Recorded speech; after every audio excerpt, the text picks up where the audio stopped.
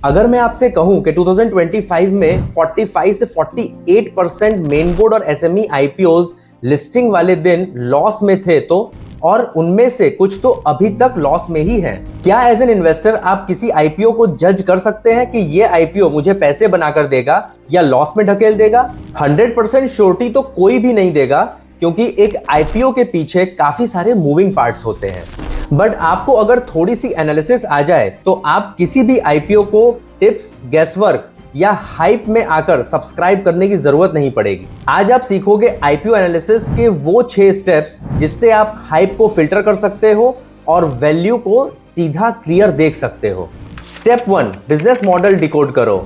2025 के most discussed IPO में एक सच बात यह थी कि रिटेल हाइप और बिजनेस फंडामेंटल्स अलाइन नहीं थे। जैसे 2025 में एसेट लाइट फिनटेक, एवी एडजेसेंट टेक प्लेटफॉर्म्स और कुछ मैन्युफैक्चरिंग कंपनीज ने आईपीओ फाइल किए थे। बहुत सारे कंपनीज की स्ट्रेंथ उनके नीश सेगमेंट में थी, लेकिन रेवेन्यू कॉन्सेंट्रेशन किसी एक प्रोडक्ट या एक कस्टमर सेगमेंट पर डिपेंडेंट था। आपका फर्स्ट फिल्टर होना चाहिए कि क्या कंपनी का बिजनेस मॉडल स्केलेबल, प्रेडिक्टेबल और डाइवर्सिफाइड है। अगर बिजनेस ट्रेंड डिपेंडेंट लगता है तो आपके लिए रिस्क काफी बढ़ जाता है। और हाँ, आरएचपी में बिजनेस मॉडल को समझने के लिए एक सीक्रेट हैक होता है। रिस्क फैक्टर सेक्शन को उल्टा पढ़ो। हाँ, ये वही सेक्शन है जहां कंपनी खुद के ही वीक पॉइंट्स खुद यहां पर कन्फेस करती है। स्टेप 2, कंपनीज की फाइनेंशियल हेल्थ। 2024-2025 ने एक सॉलिड लेसन दिया। प्रॉफिटेबल कंपनीज भी वीक हो सकती हैं और loss making companies strategically strong हो सकती हैं। आपको 3 चीजें कंपलसरी चेक करनी है।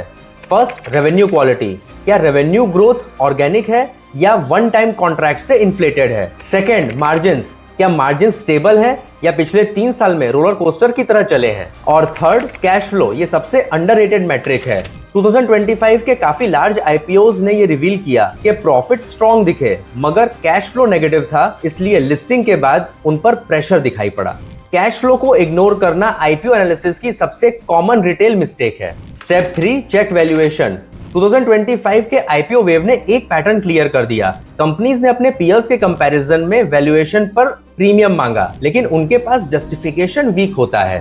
हमेशा ये 4 चीजें चेक करो: peer comparison, EV upon EBITDA analysis, price to sale stability and listing peer performance. Valuation अगर फ्यूचर ग्रोथ पर बेस्ड बताई जा रही हो तो आपका इमीडिएट क्वेश्चन होना चाहिए कि ये ग्रोथ का एविडेंस कहां है। Step 4, check promoters, share holding and corporate governance. 2025 ने सबसे बड़ा रिमाइंडर दिया है कि प्रमोटर्स का track record is greater than IPO's price band. आपको चेक करना ही है कि प्रमोटर्स की होल्डिंग हाई है या नहीं। क्या कोई मेजर इन्वेस्टर आईपीओ के टाइम एग्जिट ले रहा है? क्या ऑडिटर चेंज हो रहा है क्या? ये सब डीआरएचपी और मीडिया इंटरव्यूज के थ्रू इजिली डिकोड किया जा सकता है। स्टेप 5, ग्रे मार्केट प्रीमियम को ओवररेट मत करो। इस साल मल्टीपल केसेस ने ग्रे मार्केट प्रीमियम के मिथ को ब्रेक किया है। कई केसेस में ग्रे मार्केट प्रीमियम हाई था, लेकिन लिस्टिंग डे के दिन वो फ्लैट हो गया, और कुछ केसेस में ग्रे मार्केट प्रीमियम लो था, लेकिन लिस्टिंग डे के दिन वो हाई रहा।